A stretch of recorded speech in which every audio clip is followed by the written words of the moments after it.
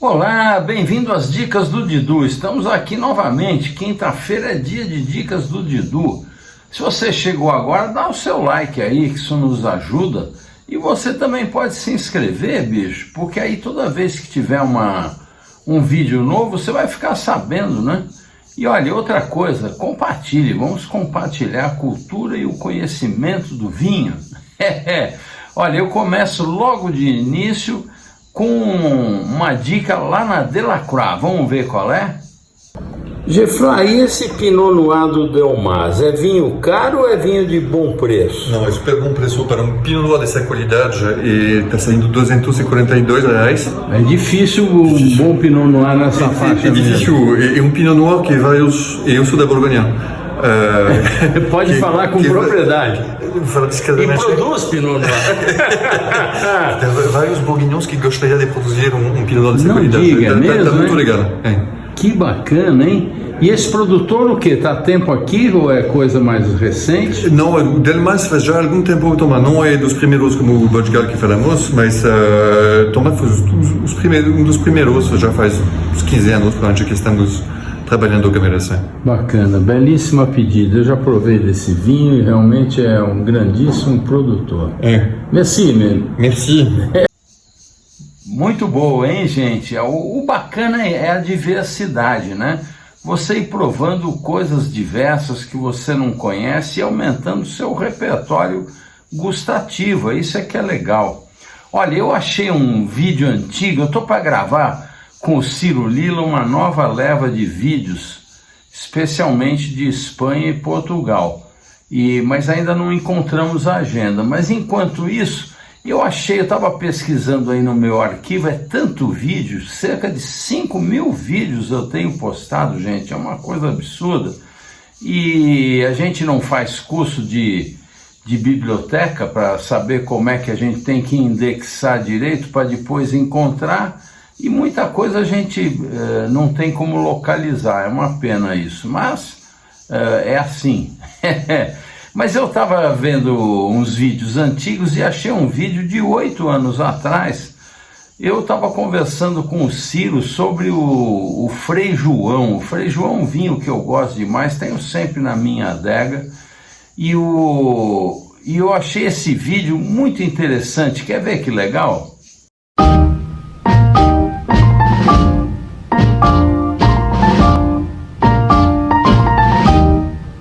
Ô Ciro, eu queria que você me falasse um pouquinho desse produtor, que eu sou um grande fã, aquele Porta dos Cavaleiros, o Frei João. Ele tem inclusive vinhos em Magno, com idade, que você tem lá na 20. Fala um pouquinho dele pra gente. Essa é uma das vinícolas de maior história em Portugal. Eles são de um tempo onde existia o negociante, que a habilidade dele era escolher os tonéis produzidos por diversos produtores. O cara tinha um vinhedo pequeno, produzia 1 tonel, 2, 3 tonéis de vinho e de qualidade muito variável. Então, o que o pessoal do Carlos São João tinha habilidade para fazer era escolher, provar, comprava um tonel aqui, um tonel ali, depois fazia um blend e fazia uns vinhos que eram espetaculares, de uma longevidade inacreditável, né? Então, depois desse sistema caiu um pouco em desuso, porque os produtores dos vinhedos começaram a engarrafar seus próprios vinhos. Então eles se perderam um pouco durante um período, a família também, houve desentendimento na família, a família vai crescendo, é difícil, de sucessão, até que eles se profissionalizaram, contrataram um enólogo de primeira, então estão com a bola toda outra vez. E eles têm uns vinhos ainda muito antigos, de 63, 47. Vou só contar uma coisa para você que é difícil de acreditar. Num evento da Boa Mesa, muitos anos atrás, eu, o Dias Lopes, o Guilherme Rodrigues, o Saul Galvão, saímos de lá e fomos para o restaurante Roma Jardins, que não existe mais. E alguém levou um Lafite em 75 e outro levou um Bairrada Frei João em 75. A Cegas ganhou Bairrada Frei João. Olha que fantástico isso. Os vinhos antigos deles eram a única coisa que precisavam envelhecer. Jovens eram embebíveis, né? Porque muito tanino, muita acidez. Mas com o tempo envelhecendo, virava uma coisa maravilhosa. Eles ainda têm que são caros e cada vez tem menos, mas a gente sempre importa um pouquinho. Eu vejo que você tem umas Magnum lá na 20 deles de 80 e poucos, por aí, não é isso? Dom Porta Cavaleiro eu cheguei até 63, não sei se tem ainda. Olha que maravilha, não? E perfeito, você bebe, uma maravilha de vinho. Agora, o Ciro, eles sempre tiveram essa linha de entrada que eu gosto demais. Que é o Bairrada Frei João. Pois é. E o Dom Porta dos Cavaleiros. Isso, agora eles estão tendo um pouco mais de repercussão em função do consumidor estar procurando vinho um pouco mais barato eles e tal? estão reganhando o prestígio que eles tiveram, que tinham perdido, e estão numa fase excelente, e o vinho vale muito mais do que custa. Certamente. Eles estão no trabalho de reconstrução da marca, estão investindo nisso, então talvez uma das melhores relações qualidade e custo da Mistral e da 20. Eu concordo com você, eu concordo com você. O Bairrada e o Dom Porta dos Cavaleiros. Muito bons mesmo. É isso aí. Aí, gente, recomendo, hein? Parabéns, Ciro. Obrigado.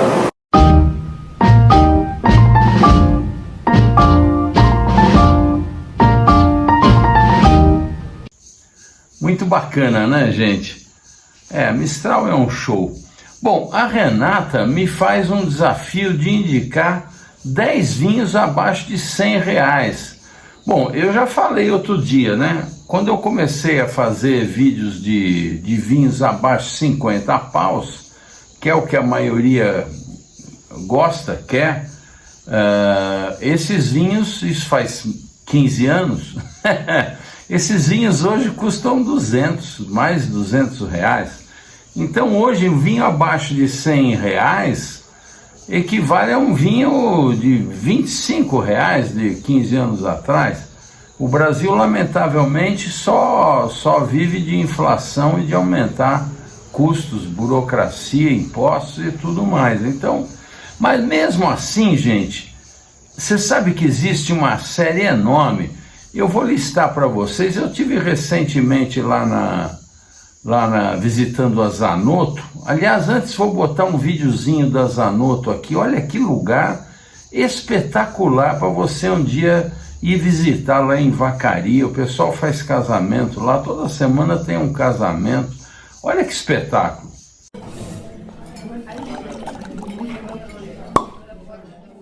São Paulo é bonito. Aqui você agora tomando seu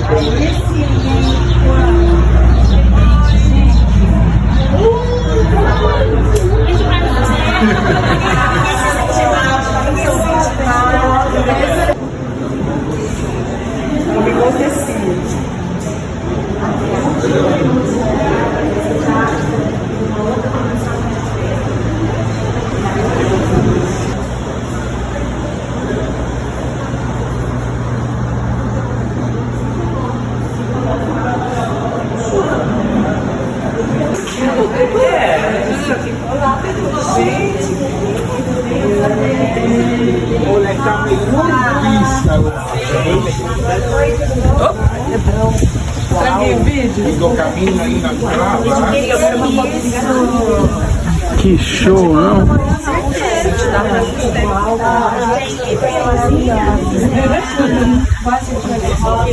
Que espetáculo! Maravilhoso! Maravilhoso isso!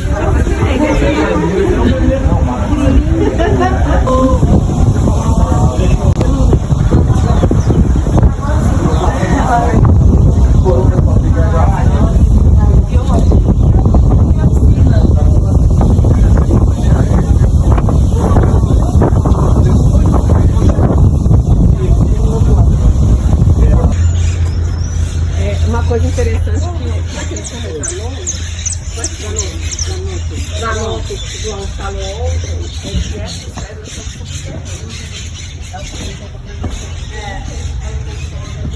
muito bonitinho, né?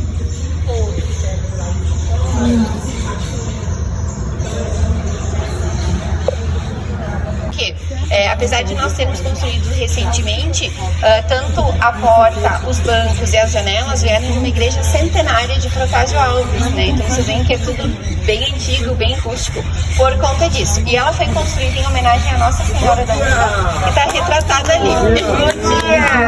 Bom dia! Da uva. Ela é muito tradicional, muito conhecida na região de Bento Gonçalves, né? Que é a região da uva e do vinho aqui. Eu tô impressionado com isso aqui, cara. É muito impressionante. Eu não conheço, assim, o tamanho. No seminário. Não sei se tem paralelo em muitas regiões do mundo, né? Muitas linhas. Olha isso aqui para os casamentos, cara. Olha bem isso aqui. Esses tijolos, o João desmontou um prédio em Caxias do Sul e trouxe para cá para usar tijolos antigos. Olha o tamanho disso. Uma coisa simplesmente espetacular.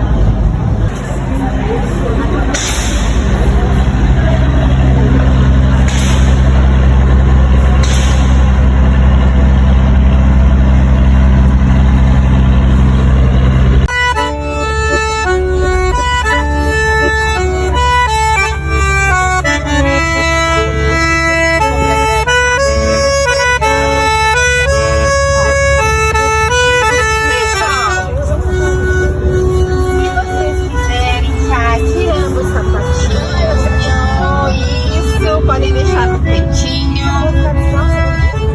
Tem uma mesa aqui com alguns vinhos, fiquem à vontade. Se quiserem água também.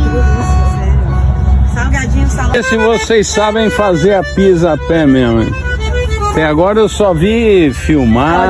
Pode ir? Muito, vamos! Vai, vamos ali! Você?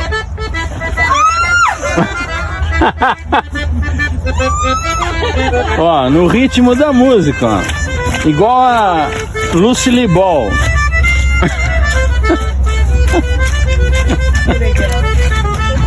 Não é lindo? E olha, eu vou dizer, eu já viajei, graças a Deus, em várias vinícolas pelo mundo. É raro ver o que a gente vê lá, viu? Não tenho o menor problema em dizer isso não, é fenomenal. E lá eu descobri a gente fica sempre desatualizado, é muito vinho, muita coisa. Mas olha, quanto vinho legal e abaixo de 100 paus que tem na Zanotto. Quer dar uma olhada?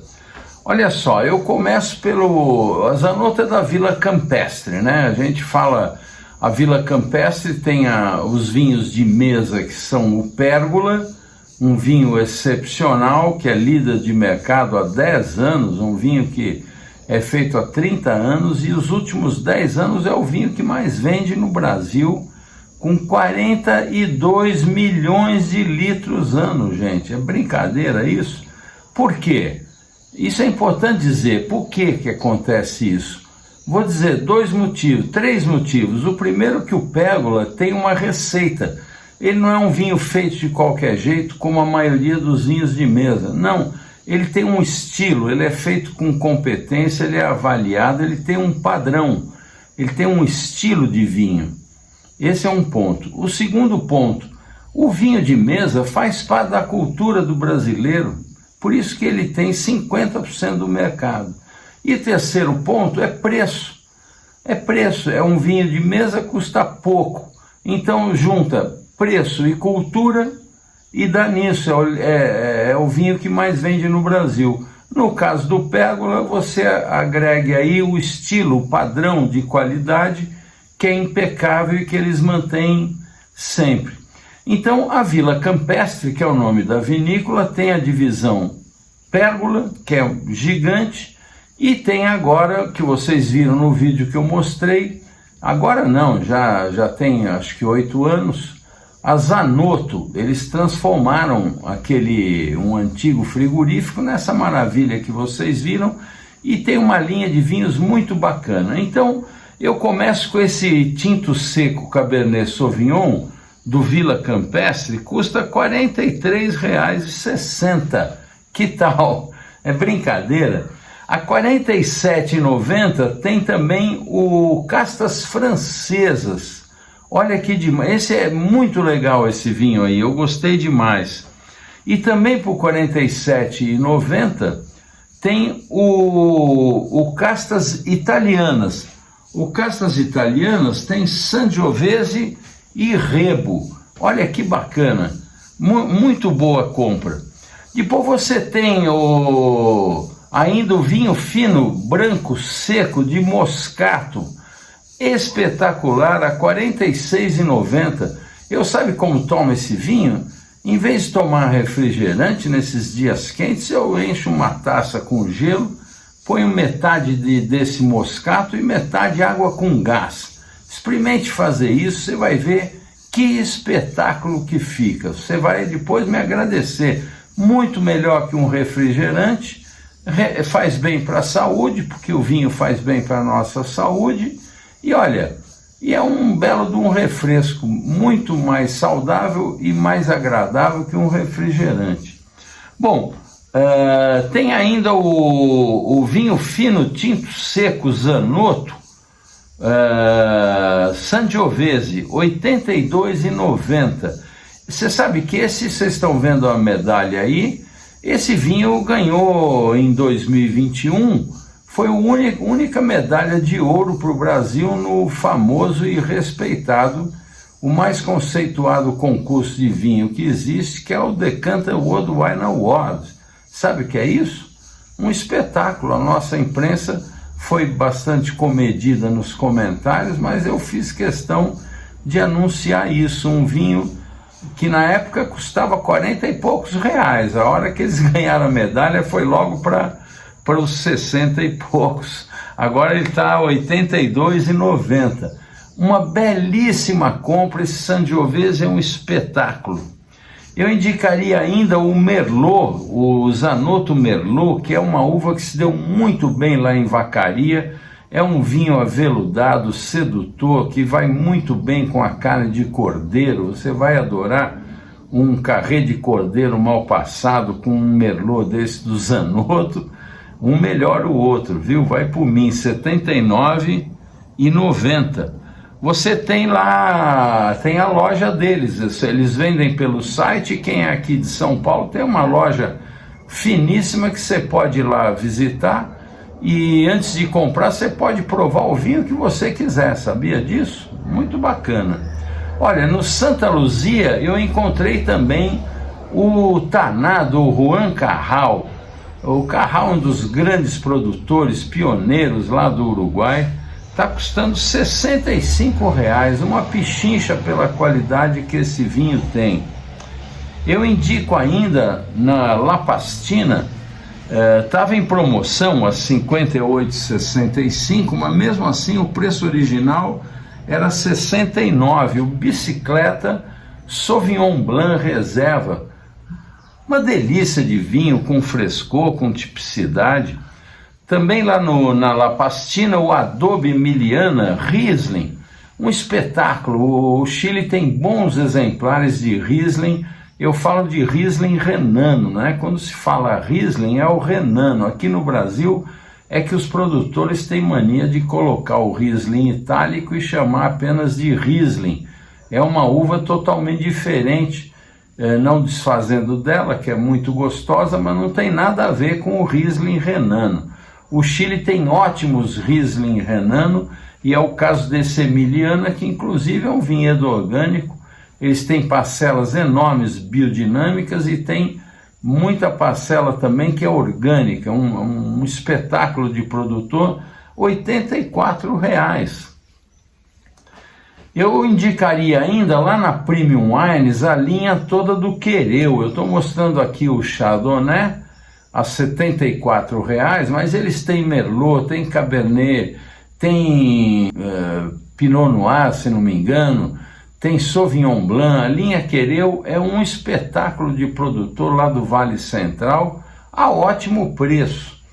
Indico também na Premium o Casarrivas Cabernet Sauvignon, R$ 97,00. Esse é um dos campeões de venda lá da Premium Wines, tem aqui em todo restaurante no Brasil. Indico ainda também deles a R$ 81,00 o La Consulta Malbec. O Malbec argentino, daqueles tradicionais, você vai gostar bastante.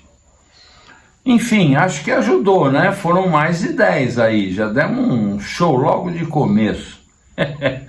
O Jorge me escreve perguntando sobre esse... ele andou vendo aí muita gente divulgando a consulta pública do projeto de lei número 3594 de 2023.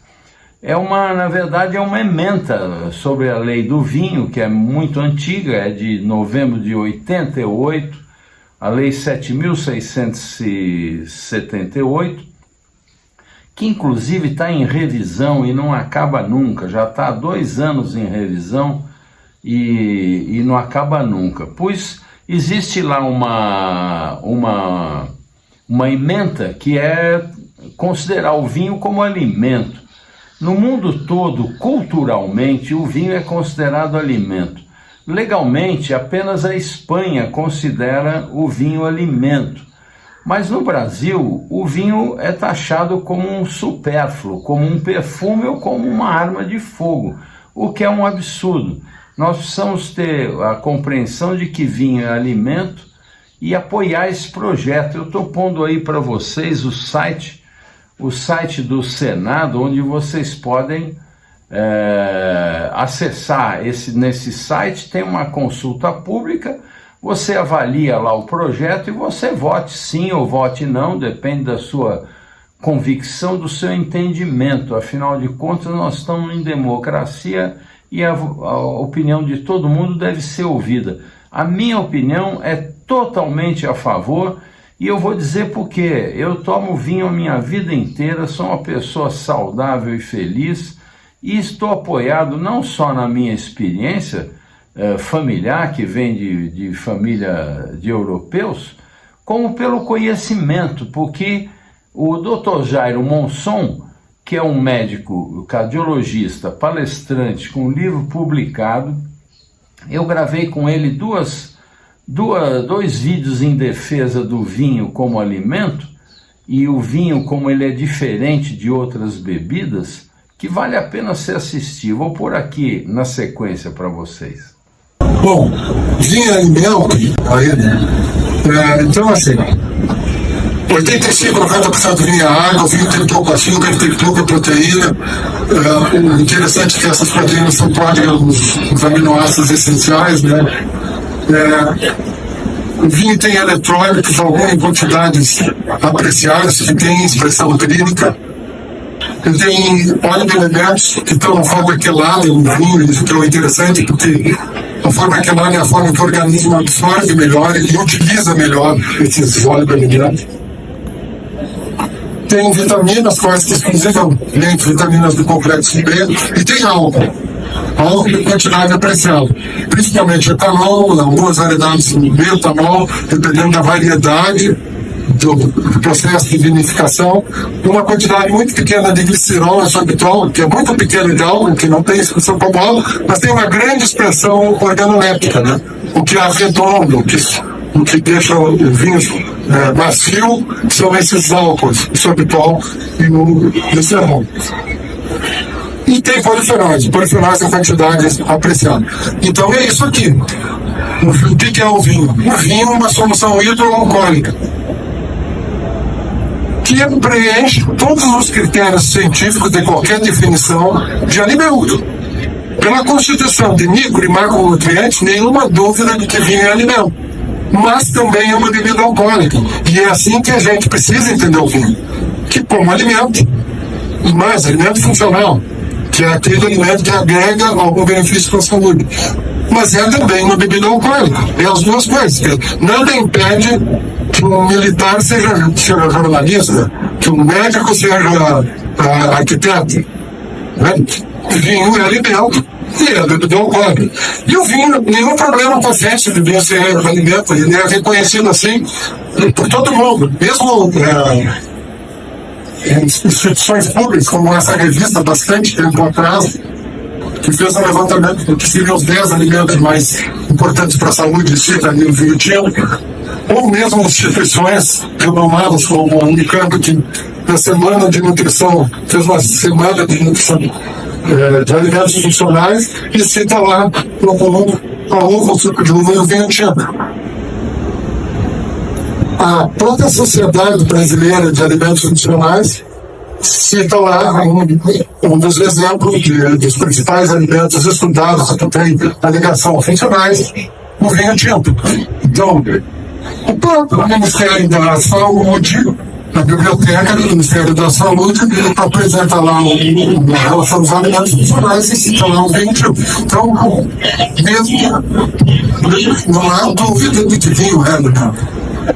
Pode-se questionar questões tributárias, mas em termos de ciência, não. Ele é alimento, não há dúvida, ninguém questiona.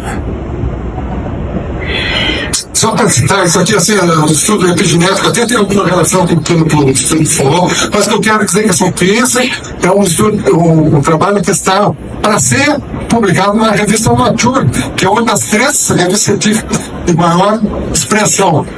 Mesmo então, assim, o que está mais atualizado, que até nem foi publicado ainda, cita lá o vinho tinto como um dos alimentos que eles estão estudando. Tá?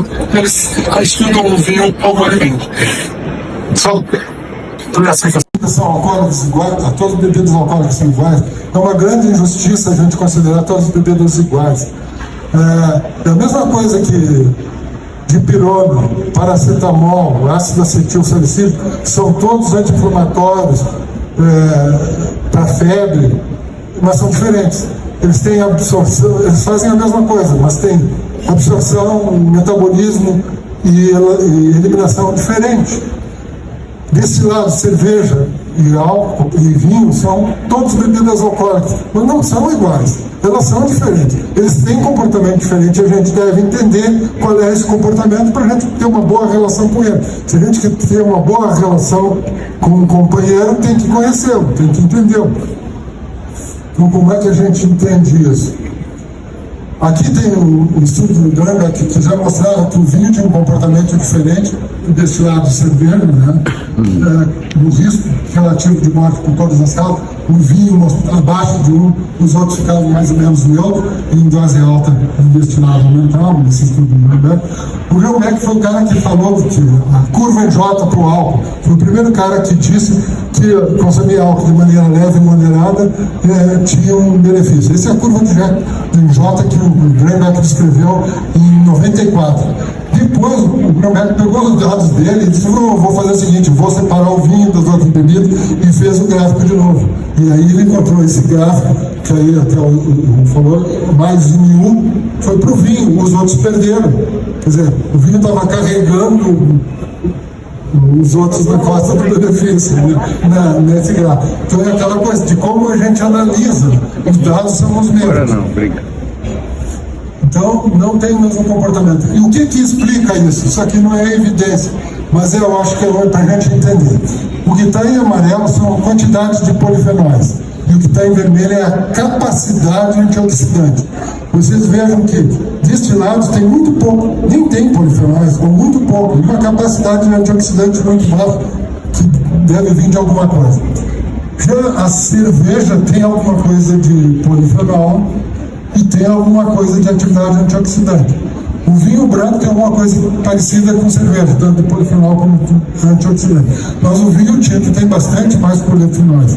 Mas para mim, o que mais chama a atenção nesse gráfico é que o vinho tinto é o único que tem mais atividade antioxidante, que mostra a relação harmônica e sinérgica que tem de polifenol com álcool. Que sugere, não é que mostra, sugere, tem que ter cuidado com as palavras, sugere que tenha uma capacidade antioxidante maior. Então essa relação do álcool com polifenóis a gente só tem no vinho, entende? A gente não tem, o polifenol tem no chá, álcool tem nas outras bebidas, mas essa relação harmônica e potencialidade a gente encontra no vinho tinto. Então é isso, gente. Entrem lá no site e votem. Vamos tentar que o vinho seja considerado alimento. Isso vai ser fenomenal, vai reduzir impostos, porque os alimentos têm redução de impostos, seria muito bom.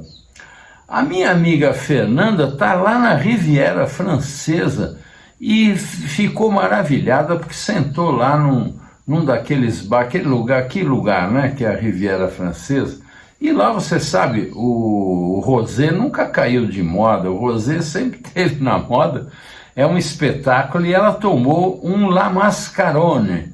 La Mascarone é um vinhaço, e ela perguntou se eu conhecia. Fernando, eu não só conheço, como eu provei tudo que eles fazem, e ainda tive o prazer, lá no importador desse vinho, que é a Weinhaus Excellence, do meu amigo Olavo Maciel, nós tivemos a presença do Emmanuel Riffaut, que é o CEO hoje do grupo todo, que é um grupo enorme, e eu gravei um vídeo excepcional, vou mostrar para você, Fernando, olha só o que você tomou. Se fosse você, voltaria lá e experimentaria os outros vinhos da linha deles. Dá uma olhada. Pô, Olavo, o que temos hoje aqui, hein? De novo, vamos caminhar nas nuvens, como de hábito aqui na Weinhaus. Sempre um prazer, Dito. Obrigado pela presença. Eu que agradeço o convite, pô. Hoje, evento do Chateau La Mascarone. Fizemos esse evento e organizamos ele porque recebemos a presença do Emmanuel, novo diretor. Na verdade, ele é diretor do grupo do Michel Ribey, proprietário do Chateau La Mascarone, Champagne, dos hotéis La Réserve em Paris, Suíça. Ele é um homem de gosto finíssimo e alto. O Cozy Stornell também? Exato, o Cozy Stornell. O grupo é um fenômeno, porque eu entrei no site dele, é uma coisa de alto luxo. Super. Não, é nichado, parece, né? Não é uma coisa LVMH, obviamente, né? Uma coisa monstruosa, mas na mão de um homem preciso que vai atrás do que ele gosta, do que ele acha, do que ele entende que é bom. Impressionante, viu? E o Chateau La Mascarone não foi diferente, foi uma busca de 10 anos. Olha só. De uma grande vinícola que expressasse terroir, fosse um rosé de terroir, uma vinícola de terroir na Provence. Que legal. Ele achou isso em 2019, comprou a vinícola e a partir de 2020 ele começou a produzir esses vinhos e eu fui convidado a ser representante deles no Brasil, com grande honra. E estamos hoje aqui recebendo a presença do diretor Emmanuel para uma noite, como você diz, para caminhar nas nuvens. Caminhar nas nuvens, olha aqui, gente, olha que espetáculo de garrafas, hein? Olha isso. Bom, nós vamos degustar cada uma delas, obviamente comentado, e eu vou gravar tudo para vocês. Até já. Com a gente e explicar um pouquinho mais sobre esse grande Chateau La Mascarone e os vinhos da Provence, quão importantes são e os seus terroirs. Por favor. Muito obrigado. Seus amigos são seus amigos. Muito obrigado, Olavo. Y bienvenido también. Voy a hablar más español que portugués. Y si tiene preguntas, dudas, ahí por favor, que se siente libre en preguntar lo que sea. Es un placer siempre en Brasil, lo que estamos conversando, de personas que son realmente amorosos de los vinos, de la comida, gastronomía. Siempre es un placer compartir, intercambiar sobre los vinos, explicar lo que hay detrás del vino y la filosofía que está detrás del vino. Eso es lo más importante. Yo trabajé 23 años en Grupo Rothschild, entre Francia, Mouton Rothschild, y en Francia y después Chile, Escudo Rojo y también como director Almaviva. Y ahora con Michel Revier y con la filosofía de estar con los vinos de Michel Revier del grupo y también de Mascarone. Así que voy a presentar rápidamente un poco la filosofía de Michel Revier cuando decidió buscar una propiedad en Provence. Ese personaje es una realmente, como yo creo, de su persona un poco loca, que tiene como un proyecto de avantgardista del vino, que lo que hizo un poco de la historia, porque es dueño de Cozy Stornell en Tokai y ahora en Provence. Y solamente para explicar un poco la filosofía, es que cuando compró Cos d'Estournel, era, yo creo, la mitad de lo que representa Cos d'Estournel ahora, en superficie. Pero él buscó en las archivas de Cos d'Estournel y encontró que Louis Gaspard d'Estournel, fundador del Château d'Estournel, había una propiedad más grande. Era con ideas un poco avantgardistas también de Louis d'Estournel. Tuvo que vender pedazos de la propiedad para sobrevivir. Y él dijo, ¿sabes qué? Yo voy a comprar lo que fue originalmente la propiedad de d'Estournel. Por eso que compró una parte de Marbouzet, compró otra parte del otro lado, Château Pomis, y reconstituyó la propiedad de Cos d'Estournel. Y hasta el año pasado, no sabía de eso. Y hasta el año pasado compró Costa Borí. Sí. Y ahora como que es la propiedad más grande que hay en Saint-Estèphe. Y él dice, ok, ahora yo tengo la propiedad como estaba. Y se demoró 20 años en hacerlo.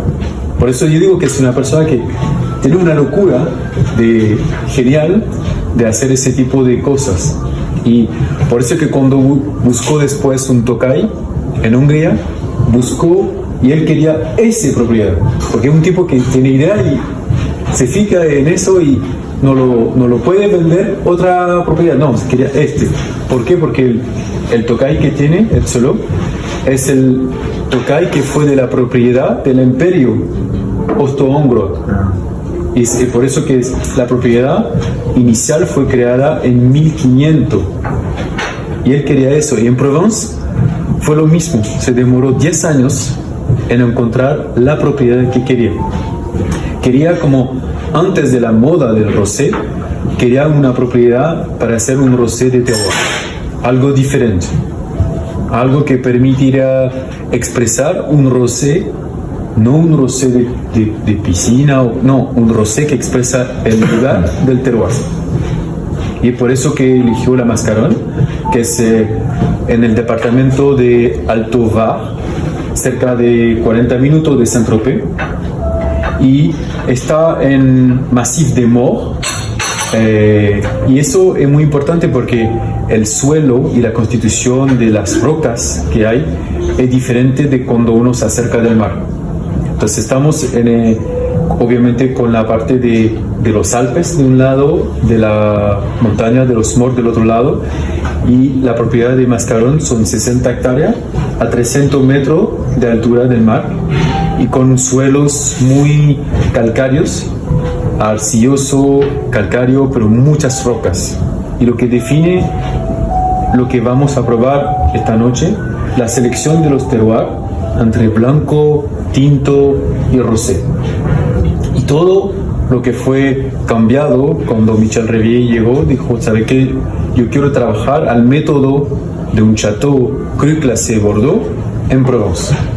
Por eso que toda la propiedad está ahí realizado con todas las operaciones a mano, cosecha manual, todo eso, selección de uva y todo orgánico. Y eso es muy importante porque en Provence finalmente es esa biodiversidad entre la parte de oliva, la parte de los árboles que hay en la propiedad, y finalmente una combinación perfecta que permite expresar aún más el terroir. Así que espetacular. Espetacular. Maravilha. Obrigado.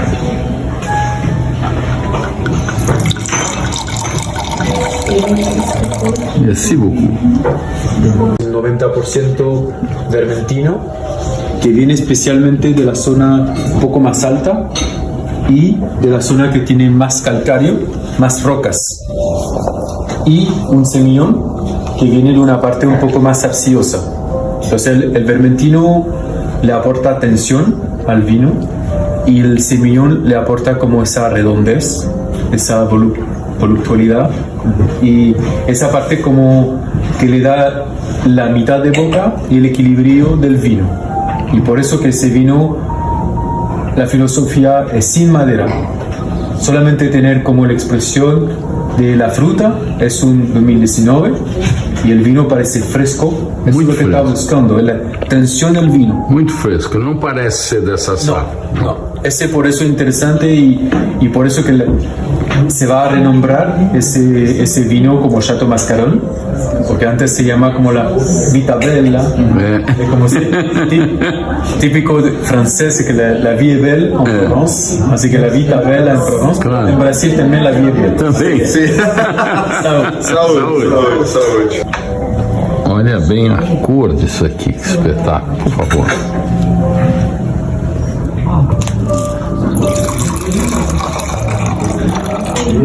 Obrigado, hein? Na cápsula desse, vocês vão perceber. Bom, já brindamos, mas como esse é o rosé, a alma, merece mais um brinde. Merece mais um brinde mesmo. Saúde. Saúde. Saúde. Saúde. Saúde. Como esse é o rosé, a alma das... Solo para explicar un poco la filosofía, porque justo esta zafra 2020 que fue como la primera zafra con Michel Revier, y la filosofía detrás de eso rosé fue justamente de lo que yo decía, mantener el concepto de un chateau clase en Provence. Fue algo nuevo. En Provence mucho rosé se hace con los vinos de la propiedad y en general completando con otras uvas, otros vinos para hacer mayor, digamos, volumen y estilo diferente. Acá el concepto es diferente, es decir, expresar el terroir y tener un rosé, en general muchos rosés son del año y después pasa otra zafra. Acá no, la idea es como mantener un estilo para que el vino se mantenga en la botella, no como un Beaujolais Nouveau, pero que sea después de un año el vino rosé se empieza a expresar como un blanco. Y la selección del terroir es una mezcla entre cepa y el suelo. Entonces hay como Cinsault, Garnacha, Vermentino y Syrah. Ahí tienen la composición, que es este año 2020 fue 35-35, entonces siempre la base de mascarones rosé son 70-80% Garnacha y Cinsault, que es la base de la producción.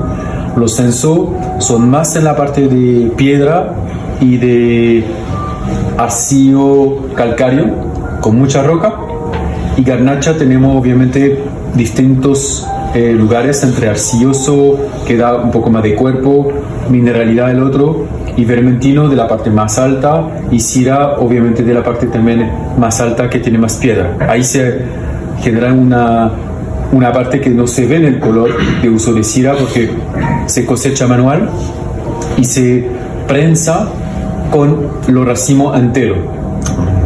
No se hace la selección de despalilladora, justamente para tener ese modo tradicional, antiguo, que hacía como una circulación del jugo natural dentro de la prensa. Eso es muy importante. Pero sí se hace una selección manual de la uva, pero después prensado con racimo entero.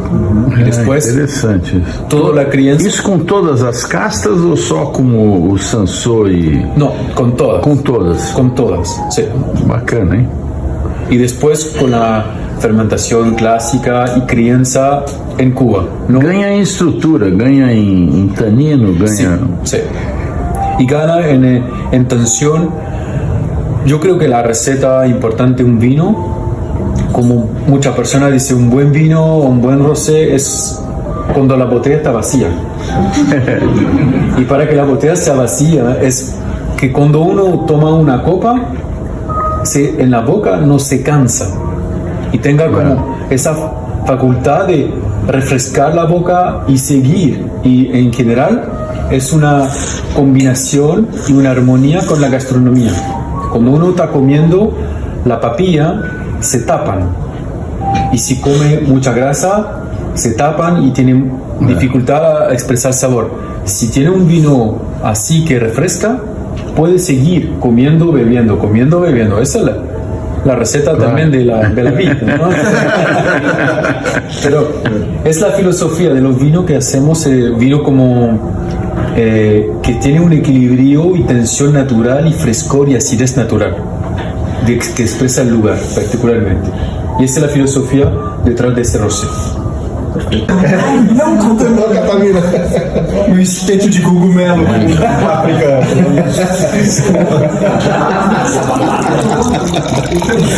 Abobrinhas. Obrigado, hein? É quando vem um queijo, alume, aí derrete lá. Sai daquilo. Essa foi. Poucas coisas me chocaram na Alemanha, mas uma me chocou, a gente ainda assim. Le voy a explicar la filosofía detrás del Guiraní. Es la zafra 2017. Hoy día ese vino se va a transformar en Mascarón Gran Reserve, la próxima zafra. Y la filosofía es una selección de parcelas específica. Y en ese finalmente fue una parcela de Syrah y parcela de Mourvèdre. Por eso que el color es un poco más intenso, el color del Rosé Mascarón, porque Syrah tiene en esa parcela un poco más de concentración. Entonces Syrah naturalmente tiene más poder de color y Mourvèdre es un poco le Petit Verdot de Bordeaux, en el sur.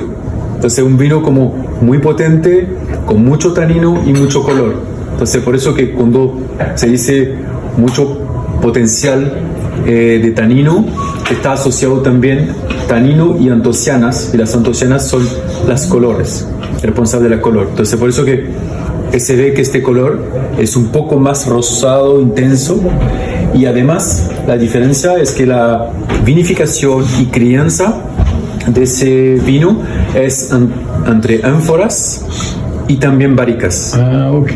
Barricas, que es la misma barricas de Borgoña, de Demi-Muy, 600 litros, pero también 450 litros.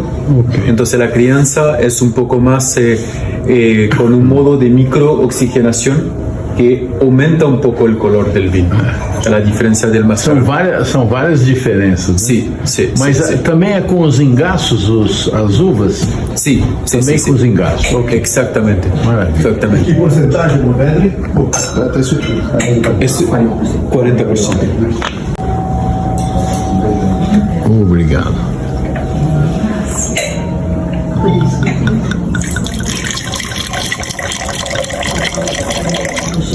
Obrigado, hein?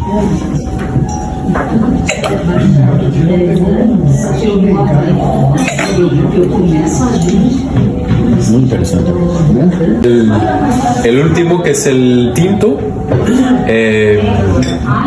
la misma filosofía de siempre, es decir, el terroir nos está guiando para elaborar el vino.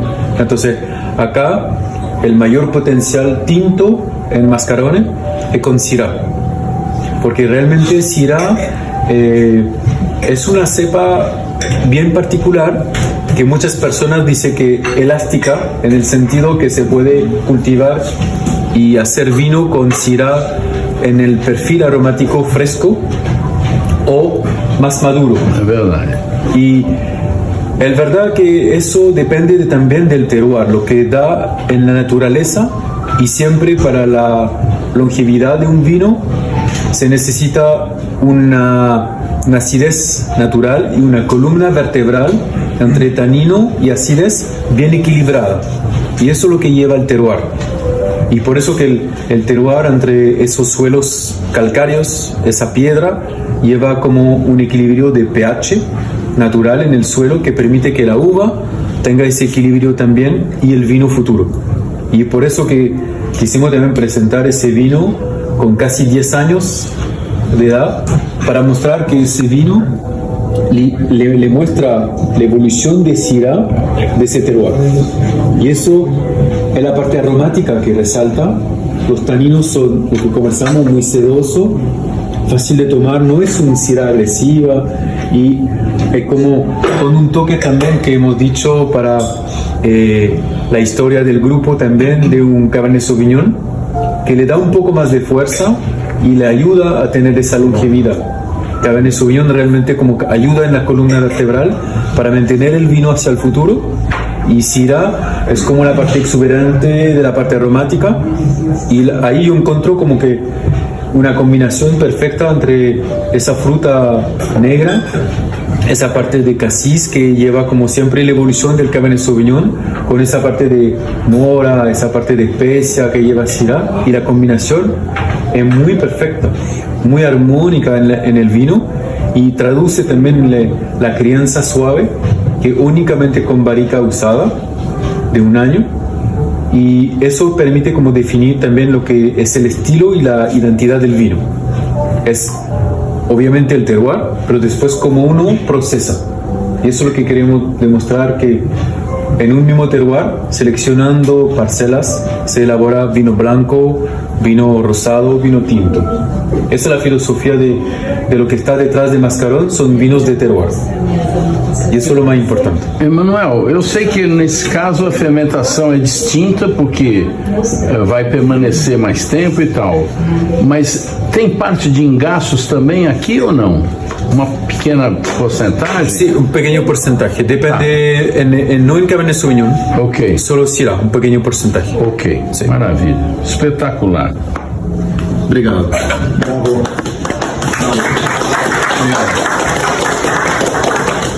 Demais, né?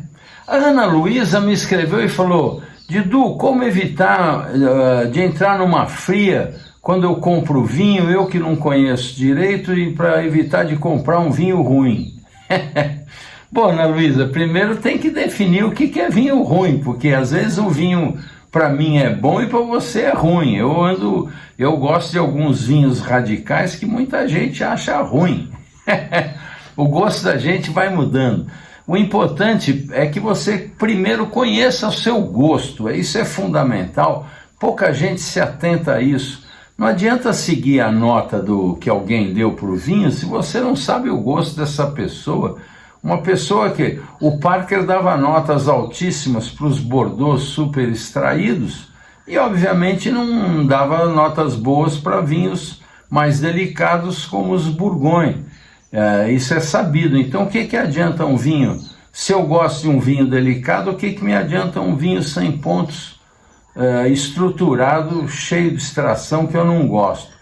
Então você primeiro precisa conhecer o seu gosto. O mundo está repleto de vinhos de várias uvas, acredita-se que mais de 5.000 castas diferentes. A Jancis Robinson catalogou 1.600 e tanto, agora em revisão parece que vai para quase 2.000 castas. Tem nomes repetidos, né? Tempranillo tem mais de 15 nomes diferentes, então nunca se sabe ao certo. O fato é que mesmo nas ofertas comuns que a gente encontra no mercado, tem muita casta que você não conhece. O que eu sugiro? Primeiro, encontre o seu gosto. O Pinot Noir é muito diferente do Tannat. O Cabernet Sauvignon é sutilmente diferente do Cabernet Franc. Então você deve... o Chardonnay é diferente do Sauvignon Blanc, que é diferente do Pinot Gris. Então você deve primeiro experimentar vários vinhos. O ideal é fazer isso às cegas. Reúne suas amigas, faz um grupo, compre 10 vinhos diferentes, prove eles às cegas e veja o que você gostou mais. De repente você fala: eu gostei foi do Merlot. Nossa, tem tanto Merlot, gente, aqui no Brasil, na Argentina, no Chile, no Uruguai, no mundo inteiro. E aí você vai provando, tá certo? A outra coisa, Ana Luísa, você deve procurar bons fornecedores. Não adianta você arriscar em qualquer lugar. O risco de comprar um vinho que não foi bem armazenado, que não foi importado adequadamente, ou mesmo um produtor brasileiro que o vinho não teve cuidado, ficou lá largado. Então o fornecedor, é fundamental que o fornecedor seja uma pessoa que goste do vinho, que cuide bem do vinho. Outra coisa, quando você vai no mercado, você deve procurar, não pega nunca os vinhos que estão na frente da prateleira. pegue a garrafa de trás. Aquela garrafa da frente tomou muita luz, muita gente pegou, chacoalhou. Então a luz não é legal para o vinho deve ficar longe da luz, longe da variação de temperatura. Então pegue sempre a garrafa de trás. Observe também o rótulo está muito machucado, é sinal de que esse rótulo essa garrafa andou daqui para lá, sabe lá como é que foi transportado, onde é que ficou, às vezes jogado num armazém, sem refrigeração. Evite. Observe a cápsula em cima, ela nunca pode estar estufada, ela tem que estar bem coladinha na garrafa, no mesmo nível do fim do gargalo, porque se ela está estufada é sinal de que aquele vinho teve algum problema, ou ele sofreu mudança brusca e alta de temperatura, pode ter refermentado. Evite isso. Outra coisa, fuja das pichinchas. Quando a esmola é grande, o santo desconfia. Essa coisa de vinho aí de 15 reais, 20 reais, não pode ser vinho de boa qualidade, é simplesmente impossível. Com a sequência de custos, taxas, impostos, burocracia, tudo mais que o Brasil impõe, um vinho muito barato é difícil que ele seja um vinho bom. Existem as agulhas no palheiro, como eu digo, mas cada vez mais difíceis de encontrar. Tá bom, Ana Luísa? Então fica aqui minha dica para você, tenho certeza que vai mudar muito a sua experiência com o vinho. O Felipe me escreve falando: Didu, o que é um vinho elaborado com muita extração? Acabei de falar, né? E como esse processo implica nas características do vinho. Quase sempre vejo alguns enófilos e críticos usando essa expressão. Grande abraço.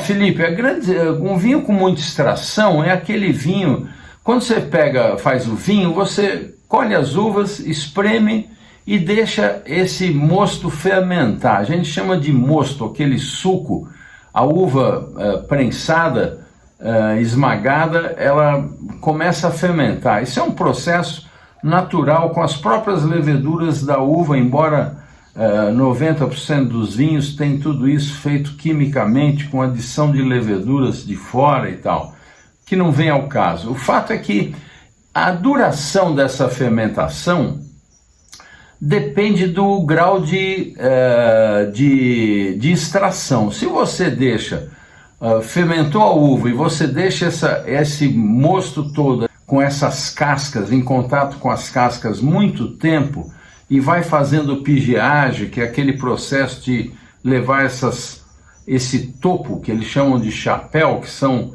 as partes sólidas do vinho, você joga para baixo, ele mistura com o suco todo. Quanto mais tempo você fizer isso, mais extração você terá dessa uva. Então, por exemplo, quando se faz um vinho rosé muito delicado, às vezes é uma prensa da uva tinta por algumas horas apenas. Não chega nem a um dia, nem pensar em um dia. São algumas horas. Então o que acontece? Fica aquela cor delicadinha, mínimo de extração. Se ficar fermentando muito tempo com as cascas, você tem alta extração. Então o vinho fica bastante intenso, com muita estrutura. Há vinhos excelentes feitos assim, não tem nada contra, tem vinhos excelentes. Mas, via de regra, a tendência do mercado hoje é por vinhos mais frescos, com menos estágio em barrica, que é outra coisa que também condensa muito aqueles aromas e sabores, deixa o vinho bastante intenso. Então é isso que chamam de extração. Quando o vinho tem pouca extração, ele é mais fresco, mais delicado. Ajudou, Felipe? Bom, o Alain me escreve pedindo uma sugestão de 3 ou 4 Pinot Noir. Estou começando a estudar essa uva e queria sugestões de por onde começar. Bom, o Alain é lá de Petrolina. Alain, Pinot Noir é uma uva especialíssima, né? No livro História do Vinho, do Hugh Johnson, que eu recomendo sempre a todo mundo, um livro maravilhoso que, além de muita informação, tem muita história, muito bem escrita, é uma delícia de ler. História do vinho de Hugh Johnson. Lá ele conta como é que surgiu a Pinot Noir, que lá na Borgonha os antigos monges, o que seria do vinho sem a igreja, né? Sem os monges cistercienses começaram a estudar as uvas lá.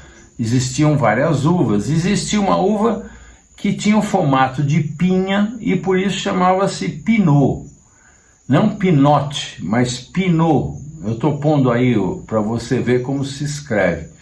E tinha uma outra uva chamada Noirien. Noirien de acinzentado. E eles tiveram a ideia, as duas uvas se davam muito bem na região e eles resolveram fazer uma mescla das duas. E eles conseguiram fazer um cruzamento genético das duas plantas, resultando numa uva que eles começaram a chamar de Pinot Noirien, que com o tempo virou Pinot Noir, que é essa uva que a gente conhece. Bom, isso quem falou foi o Hugh Johnson. De repente a ciência vem aí para estragar a poesia, vamos ver, mas o fato é que todo produtor de uva quer fazer um Pinot Noir, e os grandes Pinot Noir estão na Borgonha, isso é incontestável, embora se ache preciosidades em outros lugares, como a Nova Zelândia, como a Alemanha, nos próprios Estados Unidos, no Oregon, mas o fato é que Borgonha é Borgonha e todo mundo quer fazer, todo produtor de espumante quer fazer um champanhe e todo produtor de vinho quer fazer um grande Borgonha. Aí acontece o seguinte, isso é impossível e é errado, porque um vinho tem que representar o seu lugar, e quando alguém pega uma casta de um outro lugar e faz de forma pura, sincera, sem intervenção de produtos que não sejam a própria uva e o próprio local onde é fermentado, o que acontece é que você tem a expressão do terroir. Então, quando se toma um Pinot Noir feito aqui em São Paulo, por exemplo, o Entre Vilas, que eu vou indicar para você, tem um Pinot Noir maravilhoso e autêntico, sem interferência, e é feito aqui na Serra da Mantiqueira, ali São Bento Sapucaí, do lado de Campos do Jordão, com as próprias leveduras. Só que lá não é a Borgonha, a altitude não é a mesma, o solo não é a mesma, não é o mesmo, o clima não é o mesmo, a latitude não é a mesma, é tudo diferente. Como é que você quer que o vinho seja igual? É uma aberração se ele ficar igual. Tudo bem que é um sonho de todo mundo, mas está errado. Nós temos que tomar esses vinhos feitos em outros lugares e ter a humildade de aprender com ele como é que a Pinot Noir se manifesta nesse lugar. Então, para isso, você primeiro deveria conhecer um Pinot Noir autêntico da Borgonha. Mas eu vou decepcioná-lo ao dizer que os grandes Pinot Noir são caríssimos e os excepcionais são proibitivos, só se você tiver um amigo milionário para te convidar e tomar garrafas de mais de 10 mil reais. Os bons você encontra pelos 2 mil e poucos reais. Mas é assim, lamentavelmente, pouca produção, alta qualidade, fama, preço alto. Então, o que eu sugiro para você é que você experimente vários Pinot Noirs. Eu até estou indicando alguns franceses mais baratos para você ter como referência, embora não seja o crème de la crème. Mas procure provar de todo lugar para entender essa uva de pele fina e delicada, que tem uma acidez muito sutil, que tem tanino de médio corpo, de média intensidade, tem aromas de morango maduro com cerejas. É um espetáculo, tem especiarias, tem flores, ervas, com a idade tem toques animais, tem couro, tem, enfim, cogumelos, aquelas folhas murchas que você encontra nos bosques, enfim, textura sedosa, um final persistente. Pinot Noir é um show de vinho, né? Então eu separei aqui várias dicas para você, não 3 ou 4, mas lembrando que lamentavelmente os bons são caros e os ótimos proibitivos. Mas eu vou sugerir alguns. Olha, eu começo com, aqui no Brasil tem alguns produtores que fazem o vinho com mínima intervenção e que mostram a expressão do seu lugar. Um deles é o Hipnoterapia, do Eduardo Zenker. Eduardo Zenker é talentosíssimo e vale muito a pena você provar os vinhos dele. Você encontra nesse Glu Glu, esse site Glu Glu. Não é barato não, ó, R$230. Você tem também os vinhos do Daniel Lopes. Daniel Lopes é muito talentoso, a Cave Le Mans tem vinhos dele. Ele tem esse Vinhas do Tempo. O preço é sob consulta, certamente é um vinho que está caro. O Daniel Lopes ficou aí famoso, deve ser um vinho na faixa dos R$300. O Entre Vilas que eu falei para você, do Rodrigo Veraldi, chama-se Corredeira, um espetáculo. O problema é que o Rodrigo Veraldi vende quase tudo no seu restaurante, que chama Entre Vilas. Eu sugiro você entrar no site dele e ver se ele vende para você, porque não é tão fácil de encontrar. Eu indico também o Arte Líquida. O Arte Líquida está fazendo uns vinhos muito legais, tem de vários preços. Eu peguei o mais barato, a R$180, que é o Vila Flores. Vale a pena também conhecer. Você tem o Vinícius Pinot Noir, do Sanabria. O Sanabria é um cara talentoso, faz ótimos vinhos. Esse aqui foi inclusive premiado lá na revista Adega. Belíssimo Pinot Noir, com fermentação espontânea, um vinho que vale a pena conhecer, R$210.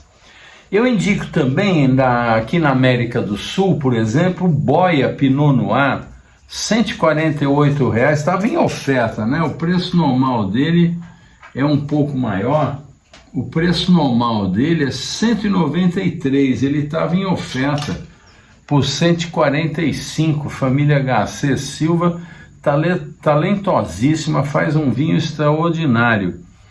Indico também o Walter Limits, que eu acho superior a esse Montes Select Pinot Noir. Eu não sei quanto está o Walter Limits, não encontrei, mas esse Montes Select Pinot Noir é uma grande experiência também. Estava em oferta na Mistral com bota fora com 50% de desconto. Ele custa normalmente R$187, estava por R$93. Vale muito a pena experimentar, conhecer a tipicidade chilena. Também na Mistral você tem uma preciosidade do Uruguai, do Pisano, que é o Rio de los Pájaros, Pinot Noir Reserva.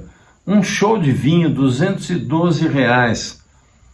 Você tem também na World Wine um vinhaço que é o Betic, Vinhedo Los Parientes, Pinot Noir, um espetáculo de vinho. Estava também em oferta na ocasião por R$187, porque ele custa normalmente R$289. Um grandíssimo produtor que foi o enólogo-chefe da Errázuriz muitos anos. Hoje ele é consultor lá e tem seus próprios vinhos, que é essa linha Betic. Indico ainda um uruguaio chamado Michelini e Mufato, Vinhos Del Mar. Eles têm 2 Pinot Noir. Eu estou sugerindo o mais barato, que é R$159, lá na Divino, e eles têm um que, se você conseguir encontrar e provar, que é o top, também é Pinot Noir, é o top. Você vai saber pelo preço, porque ele é perto de R$400. Mas é estupendo, um espetáculo de vinho, lá na Divino. E eu acho que você deveria também provar algumas coisas europeias. Por exemplo, na Premium Wines, esse Cave des Hautes Côtes Bourgogne, sensacional, lá da Côte de Nuit, um perfeito Pinot Noir a R$308. Vale a pena conhecer. Um pouquinho mais caro também, você tem o Côte de Nuits, também Cave des Hautes Côtes Bourgogne, outro Côte de Nuits 2020 a 399. São exemplos para você conhecer o Pinot Noir na sua origem. A Delacroix tem esse Pinot Noir Delmas, R$ 242, que é do Languedoc. Ele não é da Borgonha, é outro lugar. Porém, tem muita qualidade. Inclusive, tem um vídeo do Geoffroy, que além de importador, ele é um produtor na Borgonha de um grandíssimo vinho desse de R$5.000 da família dele, e ele elogia esse vinho. Outro vinho que ele tem lá que é muito bom e é biodinâmico é o Clotilde d'Avesne Bourgogne Rouge. Está 253, é um Bourgogne e é 100% Pinot Noir. Você vai ter a tipicidade da origem dessa uva. É importante você ter essa referência, já que você vai entrar nesse mundo aí, tá certo? Bom, o que eu tinha para vocês hoje era isso, espero que tenham gostado. Semana que vem estou de volta, beba com moderação, é uma taça por refeição, gente. E olha, você entre lá no site, avalie o projeto de lei que transforma o vinho em alimento e dê sua opinião. Eu votei sim lá, pelas razões que eu já expliquei, e torço para que isso dê certo. Saúde!